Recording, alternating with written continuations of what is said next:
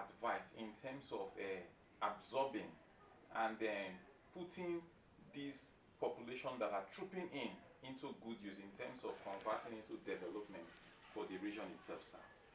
Well, my view is very simple.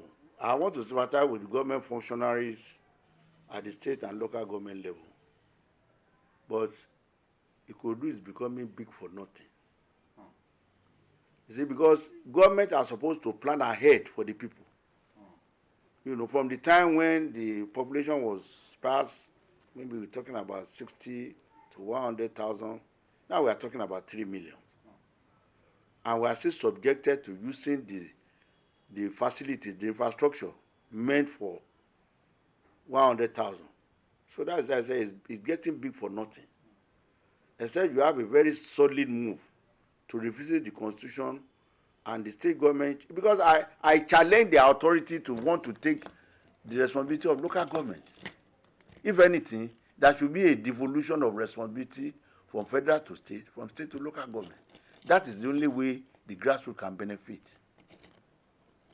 But they have the propaganda machinery, they have the power, they have everything to suppress the local government. And that's exactly what is happening. But my warning to them is that they should know that people are seeing some of these things. They must have a revisit to these issues and make sure that whatever reformation they want to take in local government, those who are elected there, both the elected and appointed officers, are trained to deliver the goods and services and stop the suffering of the masses. Particularly in Ikorodu, there should be, we have enough example.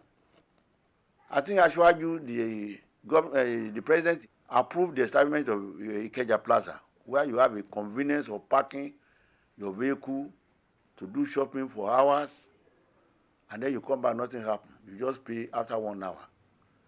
There should be a replica of that in every community. You don't build a market to create problem to the neighboring community and the road users.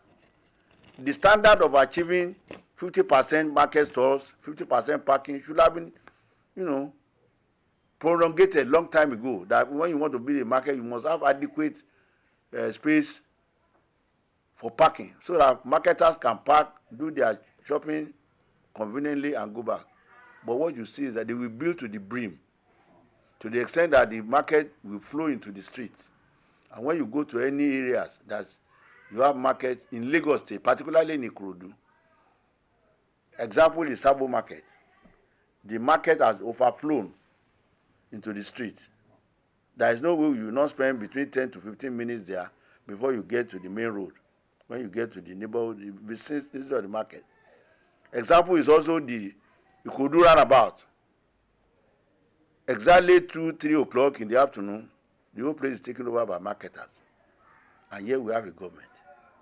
So I don't think that is not their duty. That should be, they should revisit land use and demarcate in the palace of town planning what each area is designed to accommodate. There should be a blueprint on land use. When you say something is residential, let it be residential. When it's commercial and residential, let it be market zone, let it be market zone. School, so demarcated, it should be, and government should ensure that they do that. So have to ensure efficiency, security, and peace. There is no need wasting money to do something, and then when you come out of it, you don't get anything out of it. Sorry, sir. In a follow-up to what you just said concerning this Ikorodu garage now, Yes. if you definitely we can see that they're trying to fix the road and expand it.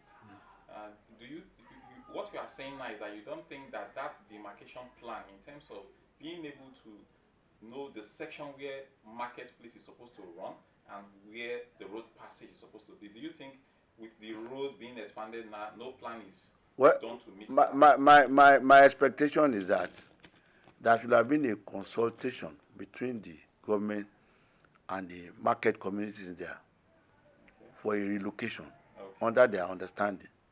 I can assure you, just like K2 or my 12 Ikorodu road extension is going to be delivered dead on arrival. You can quote me. Because if you refuse to relocate those people, they are doing their daily bread. Yes.